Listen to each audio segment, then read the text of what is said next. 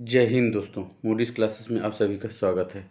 हम यहाँ पे CTET MP. TET math pedagogy की प्रीवियस ईयर क्वेश्चन सीरीज लेके चल रहे हैं, जो 2011 से 2024 के बीच में क्वेश्चन आए हुए हैं। अभी हमारा सी टेट का फिर से फॉर्म निकला हुआ है, जिसकी डेट 17 सितंबर से लेके 16 अक्टूबर तक 17 सितंबर से 16 अक्टूबर के बीच में फॉर्म भरने की डेट है। तो आप सभी लोग फॉर्म भरिए और इसकी तैयारी हमारे साथ करिए।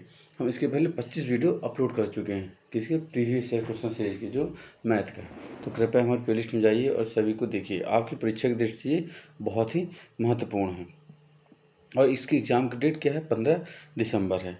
तो कृपया आप सभी लोग इसकी तैयारी ज़ोरों शोरों से शुरू कर दीजिए, क्योंकि आस पास सिर्फ लगभग 2 महीने का समय बचा हुआ है। सितंबर ख़त्म हो गया, अक्टूबर और नवंबर, ठीक है। चलिए तो हम वीडियो को शुरू करते हैं और पहला क्वेश्चन देखते हैं। क्या कहता है, गणितीय अध्यापन को प्रभावी बनाने के लिए निम्नलिखित में से कौन सी विशेषताएं नहीं हैं। यहाँ पे हमसे क्या पूछा है कि कौन सी विशेषताएं नहीं हैं। तो देखिए, पहला बोलता है प्रतिदिन के अनुभवों के साथ संबंध स्थापित करना। दूसरा है एक ही संकल्पना के लिए विभिन्न शिक्षण अधिगमों का प्रयोग। तीसरा है ये नई संकल्पना का परिचय देने के लिए समय के नियम का कठोरता से पालन करना। और छात्र में त्रुटियों के प्रतिरूपों पर केंद्रित होना। देखिए, जो होता है प्राथमिक स्तर पर, जो होता है कि गणितीय अध्यापन को प्रभावी बनाने के लिए प्राथमिक स्तर पे जो होता है कि एक नई संकल्पना का परिचय देने की आवश्यकता होती है। मतलब एक नई संकल्पना का परिचय देने के लिए समय के नियम का कठोरता से पालन करना, ये क्या है, इसकी विशेषता नहीं है। ठीक है, हमें किसी चीज़ को कठोरता से पालन नहीं करना है गणितीय अध्यापन प्रभावी बनाने के लिए, किस विशेषकर प्राथमिक स्तर पे। तो क्या इसकी विशेषता कौन सी नहीं है? ऑप्शन नंबर 3 आपका राइट हो जाएगा। ये आपका ऑप्शन नंबर 3 राइट है, ये विशेषता नहीं है। नेक्स्ट क्वेश्चन देखते हैं क्या कह रहा है। एक स्कूल में आधे बैडमिंटन खेलते हैं, आधे छात्र बैडमिंटन खेलते हैं, 1/छात्र वॉलीबॉल खेलते हैं, ठीक है, और 1/8 क्या खेलते हैं, टेनिस खेलते हैं, और 1/6 शतरंज खेलते हैं, और बाकी तैराकी के लिए जाते हैं। यदि वॉलीबॉल खेलने वालों की संख्या कितनी है, 160 है। ध्यान रखिएगा, वॉलीबॉल खेलने वालों की संख्या कितनी दी है, 160 दी है। तो कितने छात्र शतरंज खेलते हैं? चलिए मैं इसको यहाँ पे सिंपल तरीके से आपको सॉल्व करके बताता हूँ। देखिए, मैं मान लेता हूँ कि छात्रों की कुल संख्या कितनी है, टोटल कितने छात्र हैं, x छात्र हैं। कितने छात्र हैं, x।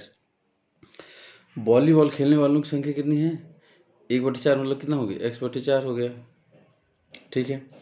फिर क्या बोला, 1/8 टेनिस खेलते हैं, ठीक है, और 1/16 शतरंज खेलते हैं। तो शतरंज कितने खेलते हैं, 1/16, मतलब 1/16, ठीक है। बाकी तैराकी के लिए यदि वॉलीबॉल खेलने वालों की संख्या कितनी है, 160 है। देखिए, यहाँ पे आपको ये भी दिया है कि 1/6 वॉलीबॉल खेलते हैं, कितने, x/4 क्या खेलते हैं, वॉलीबॉल, और इसकी वैल्यू कितनी है, 160। तो x/4 = 160 हो जाएगा। उसकी वैल्यू क्या दी हुई है, तो x का मान कितना आ जाएगा यहाँ पे, 16 चौक 64, 640। टोटल कितने छात्र हैं, टोटल छात्रों की संख्या कितनी होगी, हमको प्राप्त होगी कितने, 640। अब क्या बोला है कि शतरंज खेल कितने छात्र खेलते हैं, मतलब हमें क्या करना है, शतरंज खेलने वालों की संख्या ज्ञात करनी।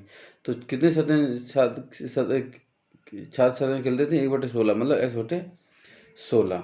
तो x की जगह क्या रख देंगे, x का वैल्यू क्यों क्या मिले, 660, मतलब x क्या था, टोटल छात्र थे। तो चलिए, x की वैल्यू कितनी थी, 660, मतलब x क्या है, टोटल विद्यार्थी हैं 16, क्योंकि 1/16 शतरंज खेलने वाले छात्रों की संख्या है। तो 16 चौको 64, तो मतलब 40 ऐसे छात्र हैं जो क्या खेलते हैं, जो शतरंज खेलते हैं, ठीक है। तो क्या खेलते हैं, शतरंज खेलते हैं। ऐसे कितने छात्र हैं, 40 छात्र हैं। चलिए नेक्स्ट क्वेश्चन देखते हैं। 18 सही 3/4 के कितने चतुर्थांश हैं। देखिए, हम यहाँ जाते हैं कि एक चतुर्थांश में कितने भाग होते हैं, 1/4। कैसे, देखिए 1 2 3 4, ये ठीक है। तो इसी प्रकार से ये बोल रहा है कि 18 सही 3/4 के कितने चतुर्थांश है। तो जब एक चतुर्थांश का 1/4 है, तो 18 सही 3/4 के कितने चतुर्थांश होंगे, 18 से 72, 3 75, 75/4, मतलब कितने चतुर्थांश होंगे, 75 होंगे। जब एक की 4 हैं तो 75, तो इसके कितने होंगे, ये 18 से 3 बटे 4 के 75 चतुर्थांश होंगे। ऑप्शन नंबर 3 आपका राइट। ऐसे सॉल्व करना है। चलिए नेक्स्ट क्वेश्चन देखते हैं। अंकों 2, 3, 4, 6, 7, 8 को निम्नलिखित रिक्त स्थानों में व्यवस्थित किया गया है। ठीक है, मतलब ये जो आपका रिक्त स्थान दिया गया है, इनमें क्या करना है, व्यवस्थित करना है। तो योग करने पर अधिकतम संभव संख्या क्या होगी, मतलब इसे क्या पूछ रहा है कि हमें इनको कैसे व्यवस्थित करें, इतनी संख्याएं जो दी गई हैं उनको कैसे व्यवस्थित करें बड़ी संख्या में, कि इनका योग क्या आ जाए, अधिकतम संख्या आ जाए। तो देखिए सबसे पहले क्या आता है 8, तो हम 8 लिख देते हैं। फिर 8, 6, और देखिए और वो क्या होना, रिपीट भी नहीं करना अपने को, और व्यवस्थित भी करना है। तो 8, 6, 3, 7, 4, 2। देखिए आप इन संख्याओं को व्यवस्थित करेंगे तो सबसे बड़ी संख्या आपको यही मिलेगी। ऐसा नहीं कि आप इसकी जगह क्या लिख दीजिए 8, 7, 6, ऐसा नहीं सकते, क्योंकि उनको रिपीट नहीं करना है उनको। ठीक है ना, क्योंकि हमें अधिकतम संख्या प्राप्त करनी है। जी आप यहाँ लिख दें तो ऐसे में तो फिर हम यही रिपीट करना हो तो फिर हम बस ये क्या 8, 8, 8 और 8, 8, 8। हमको चूँकि तीनों संख्या हमें क्या सभी संख्याओं को क्या करना है, हमें इस संख्या के अंदर लेना है जिस संख्या को हम ऐड करेंगे। ठीक है, तो इसीलिए अगर आप ये सोच रहे होंगे कि हमको चूँकि अधिकतम मान निकालना है तो हम क्या कर लेते हैं 8, 8 और 8 कर लें और इधर भी 8, 8 कर लें। तो फिर इतनी सारी संख्या 2, 3, 4, 6, 7 देने का मतलब क्या निकलेगा। तो हमें बड़ी से बड़ी संख्या बनाना है और सभी संख्याओं का उपयोग करना है। ठीक है, तो हम बड़ी संख्या बना ली अपनी, तो इनको ऐड कर लीजिए आप। तो आपका इनसे मिलेगा 7 और क्या 2, तो 3, 2, 5, 6, 4, 10, 1 और 8, 8, 16, 1605। अब क्या होगा, सबसे अधिकतम संख्या आ जाएगी।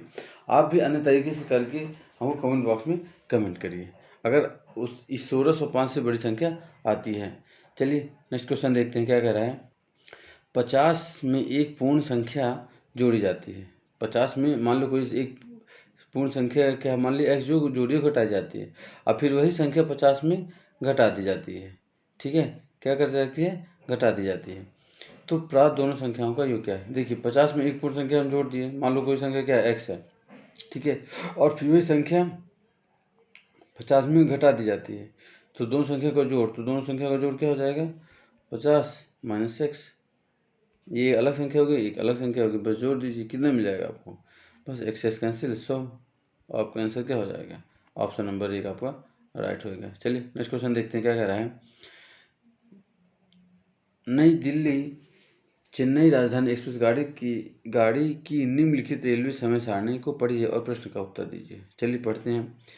क्या है, रेलवे स्टेशन है, आगमन है और प्रस्थान है। नई दिल्ली से कितने बजे प्रस्थान करती है 5:55 पे, और चेन्नई कितने पहुंच जाती है, छतरी कितने पहुंचती है 8:45 में, और वहाँ जाके क्या होती है, समाप्त हो जाती है।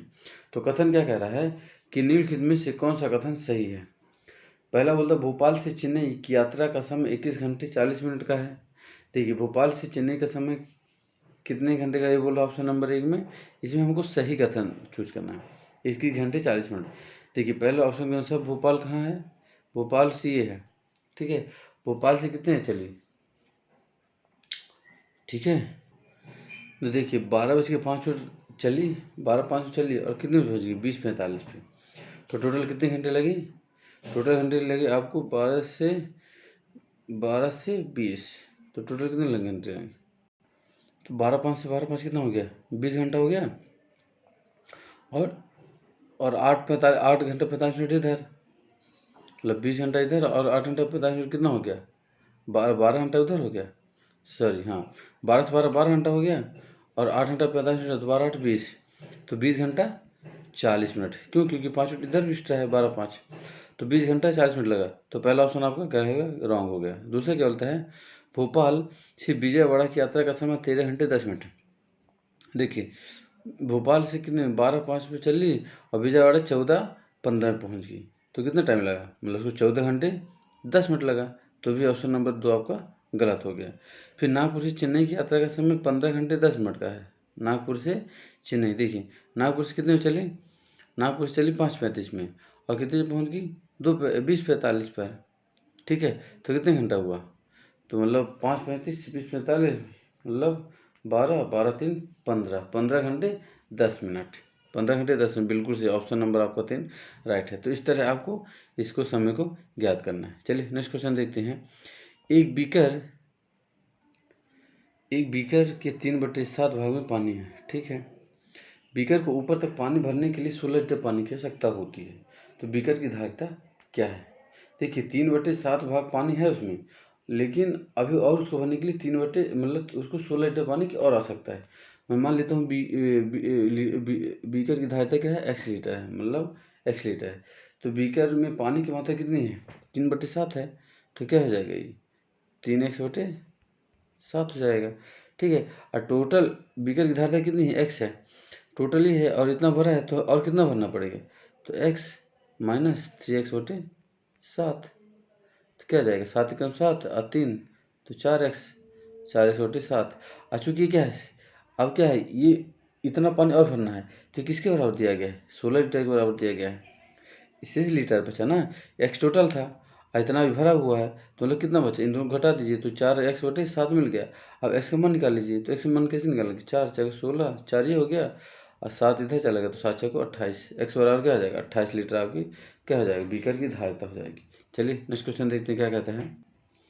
केवल अवरोही क्रम में व्यवस्थित कीजिए। अवरोही क्रम में क्या होता है? घटते क्रम, पहले सबसे बड़ा, फिर उससे छोटा, फिर उससे छोटा, लास्ट में सबसे छोटा।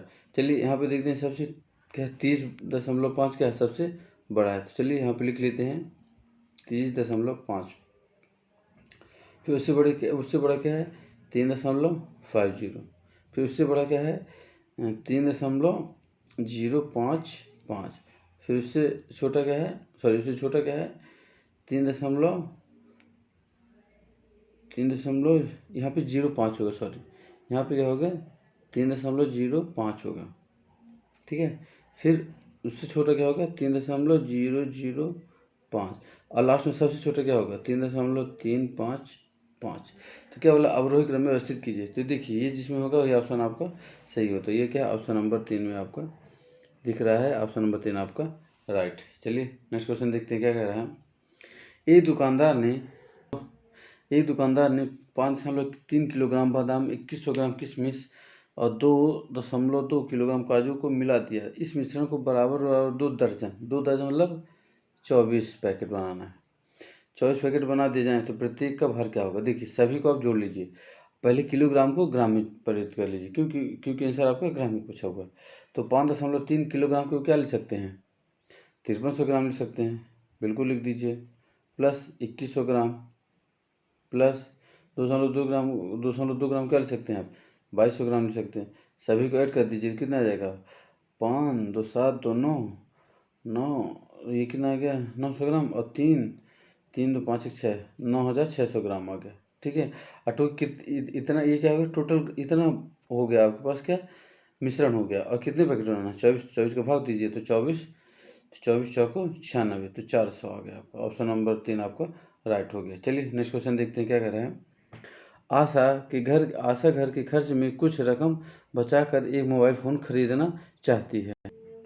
प्रत्येक सोमवार को कितना? 50, बुधवार को 100, शुक्रवार को 80 रुपये बचाती है तथा रविवार को इसने 60 रुपये क्या कर दी? खर्च कर दिए। मतलब सोमवार को 50 बचाई, फिर 100 बचाई, 80 बचाई, लेकिन रविवार को क्या करती? वो बचे हुए पैसे में 60 रुपये खर्च कर देती है। और उसे 5,950 का मोबाइल खरीदने के लिए कितने सप्ताह बचत करनी पड़ेगी? मतलब उसको 5,950 रुपये जोड़ने के लिए कितने सप्ताह इतने रुपये बचाने पड़ेंगे? चलिए देख लेते हैं क्या कहते हैं। उसने कितने रुपये बचाए? 50, 100 और 80 बचा, तो कितना हो गया? 180 और 180 50 कितना हो गया? 230। और लेकिन उसने 60 खर्च भी कर दिए ना। यदि अब -60 कर देंगे तो -60 कर देंगे कितना हो जाए? तो उसका 230 था, 230 में 60 करेंगे कितना हो जाए? 170। तो मतलब उसने क्या 170 रुपये क्या बचाए? एक सप्ताह में बचाए। यहाँ पे चलते हैं। अब मोबाइल की कीमत कितनी है? नेक्स्ट पेज देखते हैं। 5,900 कितनी है? 50 है। और टोटल कितनी? 170 रुपये कितने सप्ताह में बचा? एक सप्ताह में। तो अब इसको भाग दे दीजिए। तो 17 एकम 17 रहते हैं, 17 दूनी 34, 17 रहते हैं 51 और कितना बचा?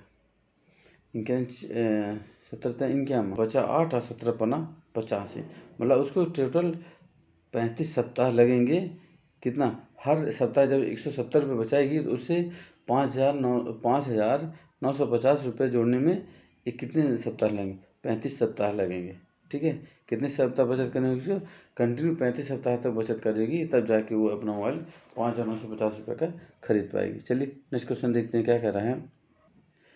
यदि 11011 ये क्या है? बाइनरी है, बाइनरी संख्या है को डेसिमल में बदलना है तो रिक्त स्थान में क्या आएगा? देखिए जब भी ऐसे होते देखिए कितना है, 1 2 3 4 5। ठीक है, तो हमें सभी का 5 मतलब क्या है? 2 का बाइनरी है। तो अगर आपने डिजिटल पढ़ा होगा तो बाइनरी पता होगी, नहीं चलिए मैं आपको बताता हूँ। तो 5 है तो 2 की पावर कितना आ जाएगा? 4 गुणे 1 प्लस 2 की पावर 3 गुणे 1 प्लस 2 की पावर 2 गुणे 0 प्लस 2 की पावर 1 गुणे 1 प्लस 2 की पावर 0 गुणे 1।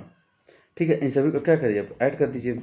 ऐसा क्यों करते हैं? क्योंकि ये देखिए ये क्या है? बाइनरी बेस है और ये सभी क्या संख्या दी हैं। तो हम जब भी बाइनरी को डेसिमल बदलते हैं तो जितनी संख्याएं होती हैं हम 2 के माने उसका क्या कर देते हैं? उसका स्क्वायर करके उन सभी को गुणा कर देते हैं और लास्ट में जोड़ देते हैं। तो क्या आएगा? 2 के पावर 4 का क्या आ जाएगा? ये 8 आ जाएगा। ठीक है, तब क्या 8 है, 8 दूनी 16, 2 की पावर 4 क्या आएगा? 2 दूनी 4, 4 दूनी 8 दूनी 16 प्लस 2 की पावर 3 का क्या आ जाएगा? 8 आ जाएगा। और 2 की पावर 2 इंटू 0 है तो 0 से 0 का गुणा, 0 से 4 का गुणा करें तो क्या आ जाएगा? 0 आ जाएगा। 2 की पावर 1 इंटू 1 2 और 2 की पावर 0 का मान हमेशा क्या होता है? किसी के भी पावर का मान अगर 0 है तो उसकी वैल्यू हमेशा 1 हो जाएगी। इस चीज़ को आप याद रखिएगा। तो इसका क्या है? 1 आ गया तो कितना आ जाएगा? 16 8 2 10 26 26 1 27। तो यहाँ पे क्या आ जाएगा? 27। आपका 27 ऑप्शन नंबर 3 राइट हो गया। चलिए नेक्स्ट क्वेश्चन देखते हैं क्या कह रहा है। एक वर्ग की भुजा 10 सेंटीमीटर है। ठीक है, यदि वर्ग की भुजा 2 गुनी कर दी जाए, देखिए तो नया परिमाण कितने गुना हो जाएगा? देखिए वर्ग की भुजा 10 सेंटीमीटर है। ठीक है, तो उसका परिमाण क्या हो जाएगा? भुजा ए बराबर कितना है? 10 है तो परिमाण कितना होता है? 4a होता है तो कितना हो जाएगा? ये 40 हो जाएगा। अगर भुजा वर्ग की भुजा 2 गुनी कर दी जाए, मतलब 2 गुनी कर जाए, कितना कर दी जाए? 10 की जगह 20 कर दी जाए तो परिमाण कितना हो जाएगा? 80 हो जाएगा। तो कितने गुना हो गया? तो नया परिमाण से कितने गुना है? 40 दूना 80, 2 गुना होगा। ऑप्शन नंबर 1 आपका राइट हो जाएगा। चलिए नेक्स्ट क्वेश्चन देखते हैं क्या कह रहा है। निम्नलिखित में से किस अक्ष में क्षैतिज और ऊर्ध्वाधर समित रेखाएं हैं? तो आपको देखिए पता चलता है कि अक्ष में क्षैतिज और ऊर्ध्वाधर। ठीक है, चलिए नेक्स्ट क्वेश्चन देखते हैं क्या कह रहा है। 72 28 इक्वल टू 36 गुणे 4 गुणे 14 गुणे डैश डैश डैश रिक्त स्थान की संख्या क्या होगी? पहले क्या बोलता है? मतलब इसमें ये बोलना चाहता है कि यहाँ पे ऐसी कौन सी संख्या आएगी और ऑप्शन देगा कि वो 7 का गुणा जो एक अभाज्य संख्या हो, 10 से कम हो, एक सम संख्या हो, 56 का गुणनखंड हो। तो ऐसी कौन संख्या आएगी? देखिए मतलब इसके बराबर हमको गुणनखंड कहाँ लाना है? इधर लाना है। तो इसका 36 हो गया। ठीक है, तो हम इसको क्या लिख सकते हैं? 36 को क्या लिख सकते हैं? 2 गुणे 2 गुणे 3 गुणे 3। ठीक है, 4 को क्या लिख सकते हैं? 2 गुणे 2।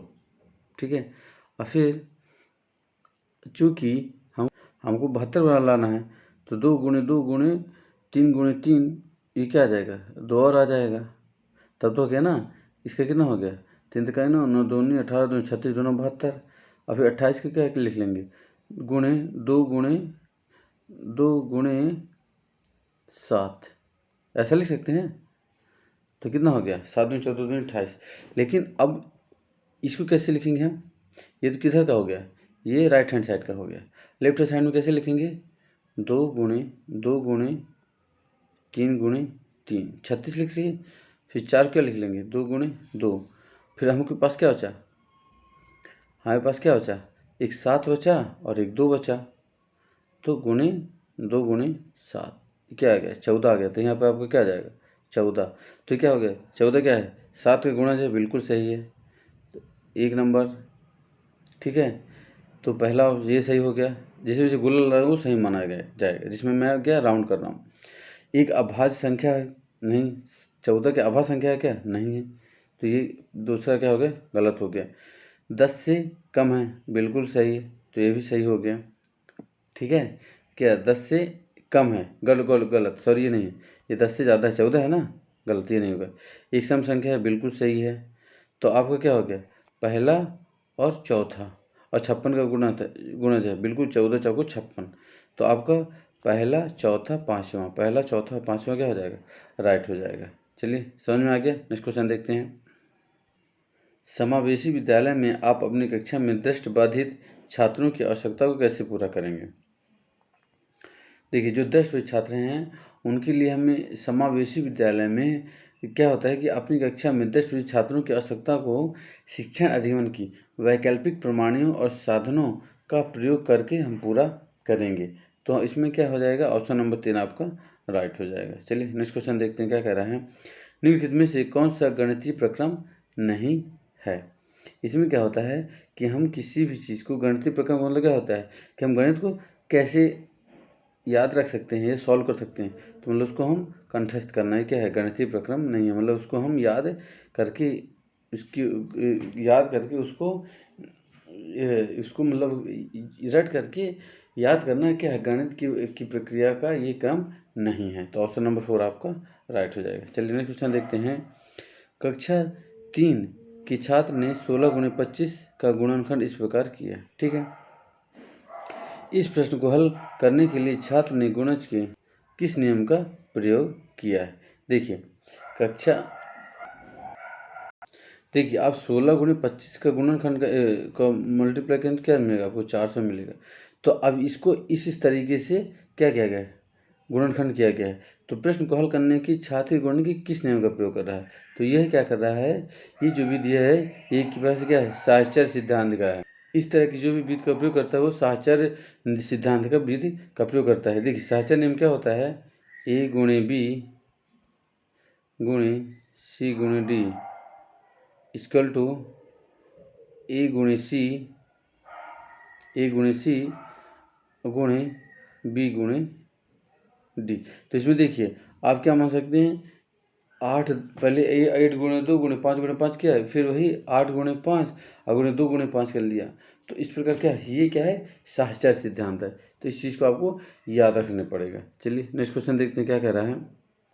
निम्नलिखित में से क्या प्रारंभिक संख्या संकल्पना से संबंधित नहीं है? याद रखना, संबंधित नहीं है। तो इसमें क्या होता है कि जिसमें संरक्षण में संकल्पना संबंधित कौन सी नहीं है? मापन, वर्गीकरण, वर्ग समावेशन और संरक्षण। तो संरक्षण प्रारंभिक संख्या की संकल्पना संबंधित नहीं है, जबकि मापन, वर्गीकरण एवं वर्ग समावेशन प्रारंभिक संख्या संकल्पना से संबंधित है। तो इसमें क्या आ जाएगा? आपको ऑप्शन नंबर 4 क्या हो जाएगा? संबंधित नहीं है, संरक्षण संबंधित नहीं है। पियाजे के प्रस्ताव के अनुसार माप में विभिन्न भौतिक राशियों के संरक्षण की योग्यता के विषय में सही कथन को पहचानें। देखिए इसमें जो पियाजे हैं, तो पियाजे के प्रस्ताव के अनुसार भार के संरक्षण की समझ आयतन के संरक्षण से पहले आती है।